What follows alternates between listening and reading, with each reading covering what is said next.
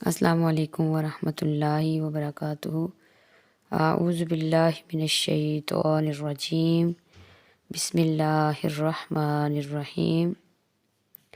بسم اللہ الرحمن الرحیم، یہ جو آیت ہے یہ ہر سورت کی ایک مستقل آیت ہے۔ سورۃ توبہ کے علاوہ تمام سورتوں کی یہ ایک مستقل آیت ہے۔ ہر صورت کے ساتھ اس کا نازل ہونا صحیح حدیث سے ثابت ہے۔ عبداللہ بن عباس فرماتے ہیں کہ نبی کریم صلی اللہ علیہ وسلم ایک صورت کا دوسری صورت سے الگ ہونا اس وقت تک نہیں پہچانتے تھے جب تک آپ پر بسم اللہ الرحمن الرحیم نازل نہیں ہوتی تھی۔ الحمد للہ رب العالمین، تمام تعریفیں اللہ کے لیے ہیں جو رب العالمین ہے۔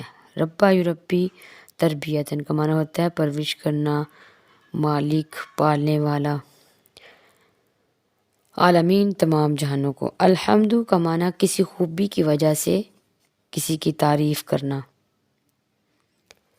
تو اس کے شروع میں جو الف لام ہے یہ استغراق کا ہے، جس سے مراد حمد کے تمام افراد، یعنی پوری جتنی بھی حمد ہے وہ اس میں آ جاتی ہے۔ یعنی جو تعریف بھی ہے اللہ ہی کی ہے، کسی اور کی جو خود ساختہ معبود ہیں کسی کی بھی تعریف نہیں ہے، نہ ہی کسی مخلوق کی تعریف ہے، صرف اللہ رب العزت کی حمد ہے، تعریف ہے۔ اب سوال ادھر یہ پیدا ہوتا ہے کہ انسان کی تعریف کرتا ہے تو وہ کیوں کرتا ہے؟ تو اس کا جواب یہ ہے کہ انسان کو جو اللہ تعالیٰ نے خوبیاں دی ہیں وہ اسی خوبیوں کی وجہ سے اس کی تعریف ہوتی ہے۔ تو اصل جو تعریف ہے وہ اللہ ہی کی طرف جاتی ہے کہ اللہ نے اس کو ذہن دیا ہے، خوبصورتی دی ہے، جو بھی خوبی دی ہے وہ اللہ ہی کی ہے، تو لہٰذا تعریف اس اللہ ہی کی ہوتی ہے، چاہے انسان کر رہا ہو۔ کلمہ الحمد للہ ایک عظیم الشان حقیقت کا اظہار ہے، اور الحمد للہ یہ کلمہ شکر بھی ہے کہ جب ہم شکر ادا کرنا ہو تو ہم کہتے ہیں الحمد للہ، اور یہ بہترین دعا بھی ہے، مکمل ایک دعا بھی ہے۔ نبی کریم صلی اللہ علیہ وسلم نے فرمایا کہ پاکیزگی نصف ایمان ہے اور الحمد للہ میزان کو بھر دیتا ہے۔ ایک اور حدیث میں نبی کریم صلی اللہ علیہ وسلم نے فرمایا کہ سب سے بہتر ذکر لا الہ الا اللہ اور سب سے بہتر دعا الحمد للہ ہے۔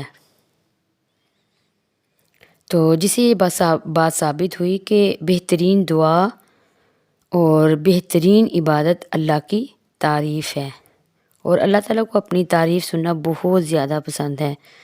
نبی کریم صلی اللہ علیہ وسلم نے فرمایا ایسا کوئی نہیں جسے اللہ سے زیادہ اپنی تعریف پسند ہو، اسی لیے اس نے خود اپنی تعریف کی ہے۔ آگے ہے الرحمن الرحیم، وہ بہت زیادہ مہربان ہے، نہایت رحم کرنے والا ہے۔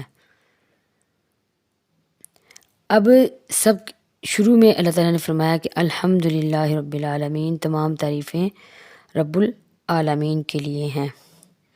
اب ربا یربی تربیتاً،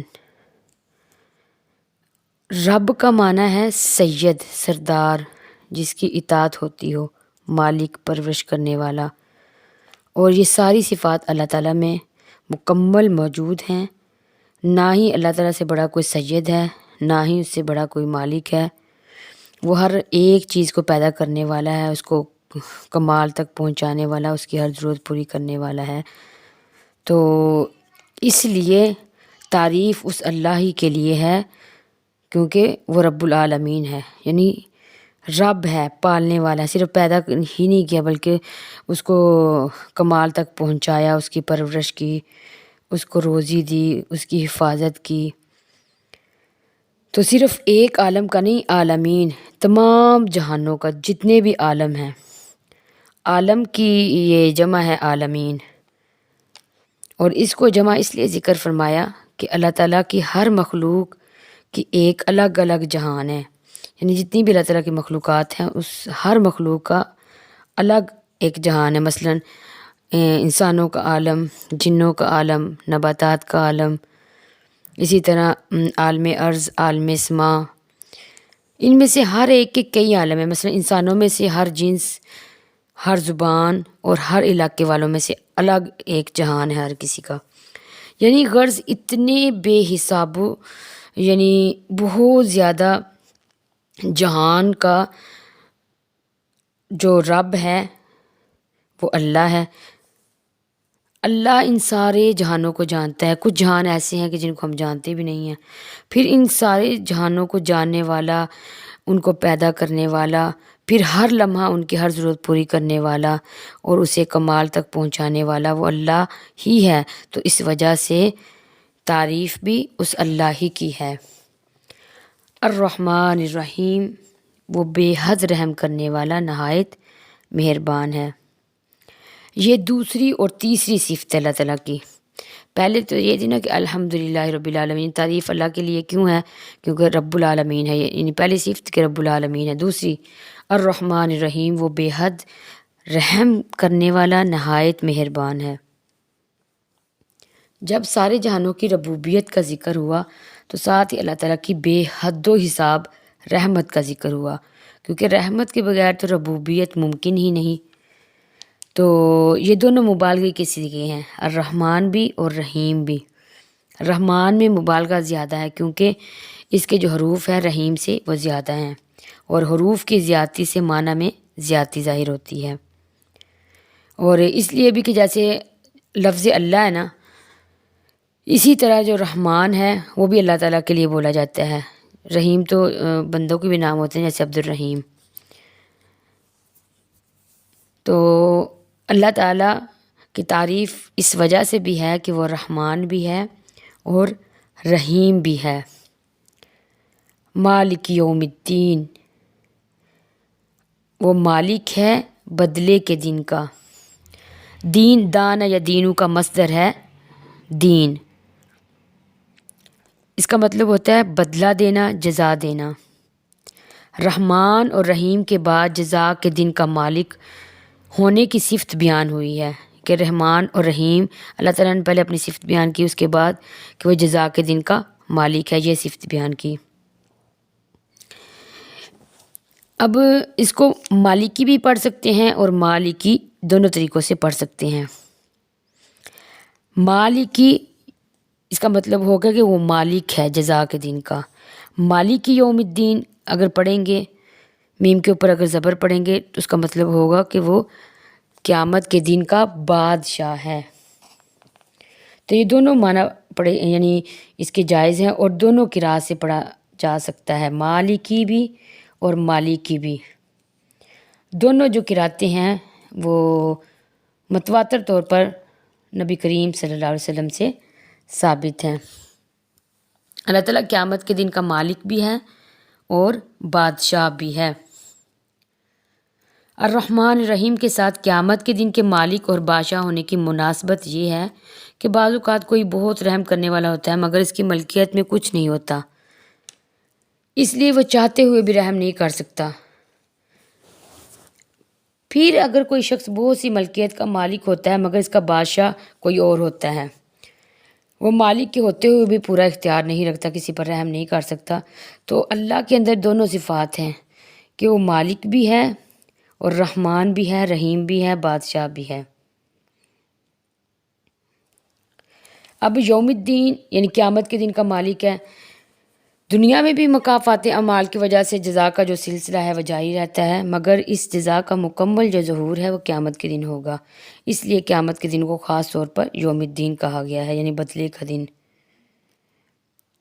دنیا میں تو ظاہری طور پر لوگ ہوتے ہیں، بادشاہ بھی ہوتے ہیں، اپنے آپ کو مالک بھی کہتے ہیں، لیکن قیامت والے دن صرف جو بادشاہی ہوگی اور جو مالک ہوں گے وہ صرف اللہ کی ذات ہوگی۔ اس دن کوئی بھی نہ تو بادشاہ ہوگا اور نہ ہی وہ کسی چیز کا اختیار رکھے گا۔ جیسا کہ سورۃ انفطار میں اللہ تعالیٰ فرماتے ہیں یوم لا تملک نفس لنفس شیئا والامر یومئذ للہ، جس دن کوئی جان کسی جان کے لیے کسی چیز کی مالک نہیں ہوگی اور اس دن حکم صرف اللہ ہی کا ہوگا۔ اور اسی طرح سورۃ مومن میں اللہ تعالیٰ فرماتے ہیں لیمن ملک اليوم للہ الواحد القہار. آج بعد یعنی اللہ تعالیٰ اس دن لوگوں سے پوچھیں گے کہ آج بادشاہی کس کی ہے، تو ساتھ ہی خود اللہ تعالیٰ فرمائے گی کہ اللہ ہی کی ہے جو بڑا دبدبے والا ہے. اس دن مالک بھی اللہ تعالیٰ ہوگا اور بادشاہی بھی اس دن اللہ تعالیٰ ہوگا، حکم بھی صرف اس اللہ تعالیٰ کا چلے گا. تو اللہ تعالیٰ اپنی 100 رحمتوں سے اس دن لوگوں کا حساب کتاب کرے گا اور اس دن لوگوں کے درمیان فیصلہ کیا جائے گا. ایاک نعبد و ایاک نستعین، ہم صرف تیری عبادت کرتے ہیں اور تجھ سے ہی مدد مانگتے ہیں. عربی زبان میں جملہ فعلیہ کی ترتیب یہ ہوتی ہے کہ پہلے فعل، پھر فاعل اور پھر مفعول ہوتا ہے. اگر بعد والے لفظ کو پہلے لایا جائے تو اس سے کلام میں حصر پیدا ہوتا ہے.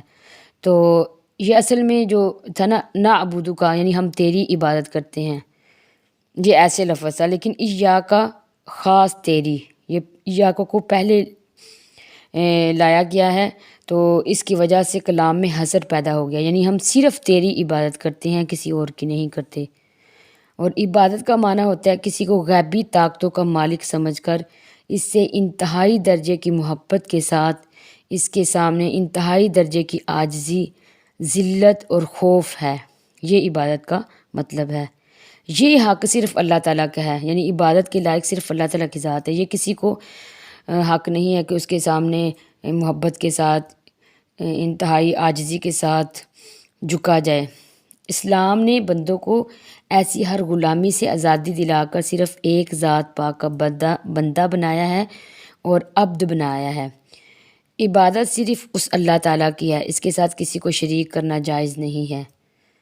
یعنی نہ اس کی محبت جیسی محبت کسی سے کرنی چاہیے، نہ ہی اس کے خوف جیسا کسی سے خوف رکھنا جائز ہے. یعنی صرف سب سے زیادہ اللہ تعالیٰ سے ڈرنا چاہیے، کسی سے نہیں ڈرنا چاہیے.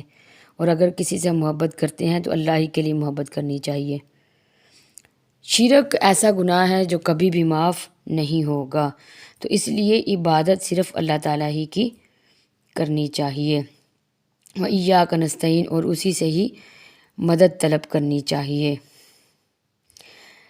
یہاں اللہ تعالیٰ نے مانگنے کا طریقہ بتایا ہے کہ کیسے اللہ تعالیٰ سے یعنی دعا کا طریقہ اللہ تعالیٰ نے سکھایا ہے کہ درخواست سے پہلے اللہ تعالیٰ کی حمد، ثنا، اس کی بزرگی، پھر اپنی بندگی اور اپنے تعلق کا حوالہ پیش کرو، یعنی اپنے عمل کے وسیلے سے دعا کرو.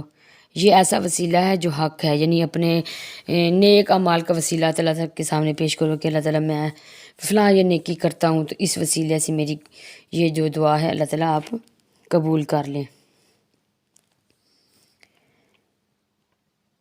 آج صرف ہم اتنا پڑھیں گے، انشاءاللہ پھر کل ہم آگے سورۃ فاتحہ مکمل کریں گے.